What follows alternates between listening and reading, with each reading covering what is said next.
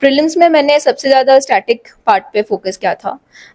My strength points included polity, economy, तो उस पे मैंने काफ़ी ज़्यादा फोकस किया था। उसके तो ऐसे में मैंने क्या किया था कि मैं बहुत सारे ऐसे प्रैक्टिस किया था और मैंने रियासत सर को अपने ऐसे कॉपीज़ भेजे थे। तो सर ने ऐसे कॉपीज़ को सही से इवेलुएट किया था। तो सर का टेलीग्राम में एक चैनल है जहाँ पे सर रोज़ क्वेश्चंस डालते थे एंड आई वाज रेगुलर। मैं रोज़ एटलीस्ट एक क्वेश्चन आंसर तो ज़रूर लिखती थी। तो आई थिंक एक तो अपना सिलेबस अच्छे से होना चाहिए, स्टैटिक पार्ट होना चाहिए एंड आपके पास यूनिक केस स्टडीज और एग्जांपल्स और फैक्ट्स होने चाहिए। नमस्कार, आदाब। आज हमारे साथ है आयुषी प्रधान, जिनकी ऑल इंडिया रैंक है 36। तो इस वीडियो में हम इनसे जानने की कोशिश करेंगे कि इनकी स्ट्रेटेजी क्या रही, इन्होंने ऐसे कैसे इंप्रूव किया और इनको क्या चैलेंजेस फेस करने पड़े अपनी जर्नी के दौरान। तो सबसे पहले congratulation ma'am. Thank you very much. तो बात करें, जब रिजल्ट आया था तो उस समय घर का एनवायरनमेंट कैसा था? घर में सब काफ़ी ज़्यादा खुश थे क्योंकि ये मेरा थर्ड अटेम्प्ट था और सेकंड अटेम्प्ट में मेरा रैंक आया था, लेकिन मुझे आईएएस नहीं मिला था, तो इसलिए घर में इतने खुश नहीं थे। तो जब रिजल्ट आया मैं घर में नहीं थी, I was on A trip. तो जब मैंने घर में बताया तो काफ़ी ज़्यादा खुश थे मम्मी एंड पापा एंड उनकी खुशी, I think it was completely worth जो मैंने इतना स्ट्रगल किया था। किस टाइम आपको लगा कि आईएएस की प्रिपरेशन करनी चाहिए, यूपीएससी की जर्नी पे निकलना चाहिए, और कितना टाइम हो गया आपको इसमें? मुझे इसमें ऑलमोस्ट 3 इयर्स हो गए हैं।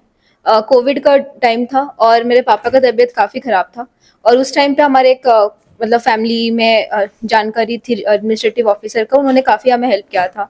तो उस टाइम में मुझे ये पता चला था कि एक जो ऑफिसर होते हैं, जो आईएएस में होते हैं या ब्यूरोक्रेसी में होते हैं, वो जो नीडफुल लोग होते हैं उनको कितना ज़्यादा हेल्प कर सकते हैं।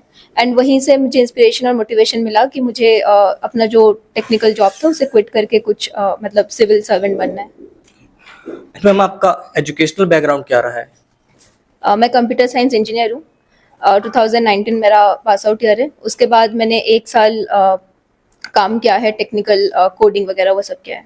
ओके, तो बात करें, आप इंजीनियर हैं, तो एज अ इंजीनियर इतनी अच्छी प्रोफेशन छोड़ के, तो जब आपने ये बात बताई घर में कि आपको यूपीएससी की प्रिपरेशन करनी है, तो पेरेंट्स का क्या रिएक्शन था?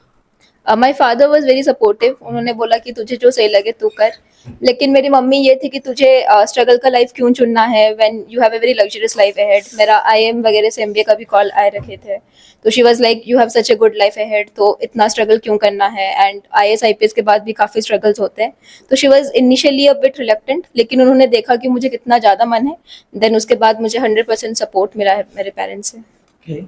हाँ, जैसा कि आपका ये थर्ड अटेम्प्ट था, तो स्ट्रेटजी की बात करें, कुछ ही महीनों बाद प्रीलिम्स आने वाले हैं, तो आपकी स्ट्रेटजी क्या रही थी? किस तरह से आपने इसको टैकल किया? प्रीलिम्स में मैंने सबसे ज़्यादा स्टैटिक पार्ट पे फोकस किया था। My strength points included polity, economy, तो उस पे मैंने काफ़ी ज़्यादा फोकस किया था। उसके अलावा मैंने काफ़ी ज़्यादा टेस्ट सीरीज लगाए थे, सेक्शनल लगाए थे एंड फुल लेंथ टेस्ट अलग लगाए थे, और उससे मैं कंप्लीट उसको एनालिसिस करती थी और वहाँ से मुझे ये पता चलता था कि मेरा कौन सा पार्ट वीक है, तो उसको जाके मैंने फिर से रिवाइज करती थी और बुक में हाईलाइट करती थी। तो my strategy included multiple revisions and multiple test and analysis after that. बात करें मेंस स्ट्रेटजी को लेके, एसे राइटिंग और जीएस1, जीएस2, जीएस3, जीएस4 जैसे जो सब्जेक्ट हैं, तो इसमें आपने कैसे अपने आप को इम्प्रूवमेंट किया, इस पे थोड़ा सा बताना चाहें आप? जी, तो ऐसे में मेरे मार्क्स काफ़ी कम थे, तो ऐसे में मैंने क्या किया था कि मैं बहुत सारे ऐसे प्रैक्टिस किया था और मैंने रियासत सर को अपने ऐसे कॉपीज़ भेजे थे। तो सर ने ऐसे कॉपीज़ को सही से इवैल्यूएट किया था और सर ने बताया था कि मैं क्या गलती कर रही हूँ। जैसे कि मैं टॉपिक से डाइवर्ट करती थी, तो सर ने बताया था कि टॉपिक डाइवर्शन आपको अवॉइड करना है, stick to the topic. And sir ने मुझे स्ट्रक्चरिंग के बारे में भी बताया था कैसे इम्प्रूव करना है, तो उससे मेरे ऐसे मार्क्स में इम्प्रूवमेंट आए। उसके अलावा सर का टेलीग्राम चैनल था, तो मैं उस पर रोज़ सर क्वेश्चंस भेजते थे, तो उस पर मैं आंसर्स लिखती थी और मैंने सर को भेजा था आंसर्स, एंड सर उस पर फिर कमेंट्स करते थे कि हाउ टू इम्प्रूव, क्या क्या मेरे गलतियां हैं। एंड वो सब रोज़ करंट अफेयर्स, हिंदू आर्टिकल्स के बेस से उससे मेरा करंट अफेयर्स भी होता था एंड आंसर राइटिंग दोनों साइमल्टेनियसली होता था। तो मैम ने जैसे बताया रियासत सर के बारे में, तो इस पे आप थोड़ा सा और बताना चाहेंगे कि कैसे कैसे आपको इस चीज़ के बारे में फ़ायदा हुआ? जी, तो सर का टेलीग्राम में एक चैनल है जहाँ पे सर रोज क्वेश्चंस डालते थे एंड आई वाज रेगुलर, मैं रोज एटलीस्ट एक क्वेश्चन आंसर तो जरूर लिखती थी एंड जो बच्चे काफ़ी रेगुलर थे और जिनके आंसर्स अच्छे थे तो सर उनको पर्सनलाइज थोड़ा बहुत बता देते थे। तो जैसे कि सर को मेरा आंसर काफ़ी अच्छा लगा था तो सर ने उसको चेक किया था एंड उस पर सर ने कमेंट्स दिए थे कि कैसे उसको और इम्प्रूव करना है। और इसके बाद मैंने सर से पर्सनली ये भी बोला कि सर मेरा ऐसे में मार्क्स काफ़ी कम है, 105 है, तो सर ने फिर मेरा ऐसे को पर्सनली सर ने बताया कि कैसे उसको इम्प्रूव करना है एंड उसका इस बार स्कोर में रिफ्लेक्ट भी हो रहा है, मेरा 130 ऐसे में इस बार। सर ने स्ट्रक्चरिंग पे बताया था, सर ने एनेक्डोट्स कैसे अच्छे डालने हैं, कोटेशंस कहाँ पे लिंक करना है, सब कुछ सर ने अच्छे से समझाया था। अब बात करते हैं हम मेन स्ट्रेटेजी को लेके। तो GS1 जैसे सब्जेक्ट है, GS1, GS2, GS3, GS4, तो उस पे कैसे इंप्रूवमेंट कर सकता है कोई स्टूडेंट्स? आई थिंक मेंस में एक पार्ट होता है प्रेजेंटेशन, तो थोड़ा प्रेजेंटेशन पे स्टूडेंट्स को काम करनी चाहिए। आपके जो आंसर्स है उसको यूनिक बनाने के लिए अच्छे एग्जांपल्स हो गया, कोटेशंस हो गया, उसको डालिए। और उसके अलावा जो मैंने यूनिक किया था वो ये था कि मैं अपने मतलब मैं न्यूज़पेपर ऐसे नहीं पढ़ती थी, लेकिन अगर मैं कभी भी न्यूज़पेपर आई मेड श्योर कि मैं न्यूज़पेपर से 5-6 पॉइंट एक्सट्रैक्ट करूँ रोज़ और उसको फिर स्टैटिक पार्ट के साथ में लिंक कर देती थी। जैसे कि एनजीओ हो गया, प्रेशर ग्रुप हो गया, तो सबका मेरे पास अच्छे अच्छे रिसेंट न्यूज़ के इवेंट थे, एग्जाम्पल्स थे, तो उससे मैं आंसर्स को अच्छा बनाती थी। और एथिक्स एक बहुत इंपॉर्टेंट पार्ट है जो कि आपके मार्क्स को काफ़ी इंप्रूव करा सकते हैं।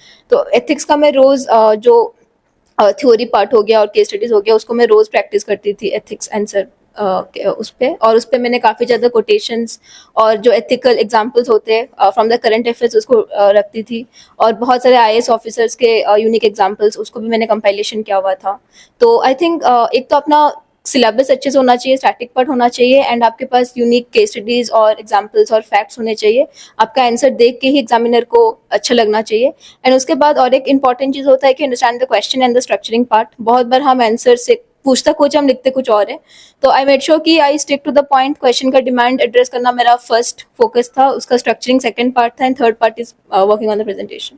ओके। एंड मैम बात करें PYQ, तो आपने कब से कब तक के PYQ लगाए? मेंस का मैं 2013 से लेके जब से पैटर्न चेंज हुआ है तब से मैंने अच्छे से 10 साल का एवरी मतलब सभी सब्जेक्ट्स का मैंने अच्छे से PYQ कर रखा था। उस पर मैंने ये भी सोचा था कि अगर रिपीट हो रहा है then how will I make my answers different, तो उस पर अच्छे से क्या था। वैसे प्रीलिम्स का भी फ्रॉम द लास्ट 10 years मैंने अच्छे से उसको एनालिसिस किया था, not only the correct answers but उसके जो ऑप्शंस थे उस ऑप्शंस के पीछे में जाके उसको भी अच्छे से मैं एनालिसिस करती थी कि ये ऑप्शंस क्यों गलत है, इसको क्यों यूपीएससी ने पूछा है। ओके। एंड मैम बात करें इस चैलेंजेस, जो ये यूपीएससी की जर्नी है वो बहुत ज़्यादा टफ है, तो आपने अपने लाइफ में पर्सनल चैलेंजेस क्या फील करे जो प्रिपरेशन के दौरान? पर्सनल तो ये होता है कि कंप्लीट सोशल आइसोलेशन था।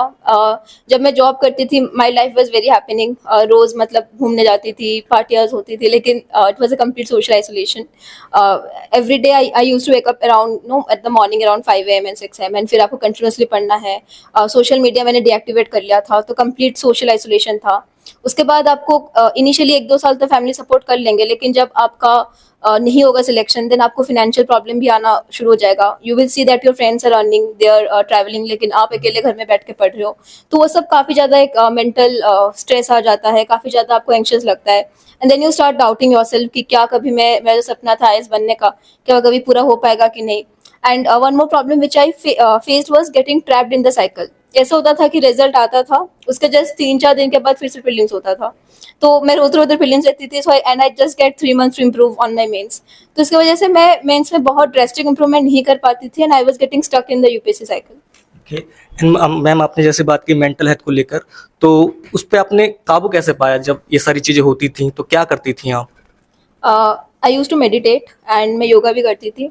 उसके अलावा आई स्टार्टेड वर्शिपिंग मतलब तो मैं काफ़ी ज़्यादा पूजा भी करने लग गई एंड उससे कहीं ना कहीं थोड़ा मेंटल पीस भी मिलने लग गया मुझे।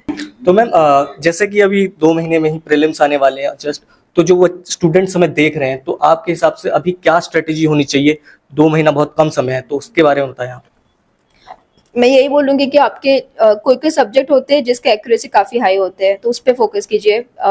पॉलिटी इकोनॉमी को सही से मास्टर कर लीजिए। साइंस एनवायरनमेंट काफ़ी डायनेमिक हो रहा है, तो उसके लिए एक सोर्स इज़ नॉट सफिशिएंट, उसके लिए थोड़ा सा 2-3 सोर्सेज आप लीजिए। हिस्ट्री में एनसीईआरटी काफ़ी इंपॉर्टेंट है, उसको अच्छे से कीजिए। और मॉडर्न पे फोकस कीजिए। एंशियंट मेडिवल काफी फास्ट होता है, उसका आउटपुट रेशियो काफी कम है, तो मैंने आज तक ढंग से नहीं किया है, सो आई डोंट एक्सपेक्ट, मतलब याद नहीं रहता है मुझसे। तो अगर आपसे याद रह रहा है इट्स गुड, अगर नहीं हो रहा है तो उस पर इतना अपना एफर्ट्स मत डालिए, सही जगह पे अपना एफर्ट्स डालिए। लाइक पॉलिटी इकोनॉमी में आपको बहुत ज्यादा आउटपुट रेशियो मिल जाएगा, तो उस पर अपना एफर्ट्स डालिए। उसके अलावा यूपीएससी हैज एलिमिनेटेड द, जो होता था ना पहले, एलिमिनेशन हो गया, ऑल ऑफ द एबव हो गया, उसको यूपीएससी ने एलिमिनेट कर दिया है। तो इसलिए आपको थोड़ा प्रीलिम्स के लिए आई थिंक स्ट्रेटेजी चेंज करने का टाइम आ गया है। एलिमिनेशन टेक्निक काम नहीं कर रहा है, तो आपको नॉलेज पे काफी ज्यादा काम करना पड़ेगा। पहले 2 महीने में हो जाता था प्रीलिम्स, लेकिन अभी आई थिंक 3 to 4 months, तो आपको काफी एक्सटेंसिवली नॉलेज पार्ट पे काम करना होगा। पहले एक स्टेटमेंट से आप क्वेश्चन सॉल्व कर सकते हो, अभी आपको सभी जानना पड़ेगा, क्योंकि ओनली 1 only 2 ऐसा आ रहा है। उसके अलावा CSAT is becoming very tough, so CSAT को इग्नोर मत कीजिए। उसके लिए स्पेसिफिक टेस्ट लगाइए, और अपने जो क्वांट्स के इजी पोर्शंस होते हैं ना, जैसे सेट थ्योरी हो गया, नंबर सिस्टम हो गया, उस पर थोड़ा सा काम कीजिए, और पीवाईक्यू को अच्छे से कीजिए। And at the end trust the process, trust the universe, and definitely आप जरूर सक्सेस पाएंगे। Thank you ma'am.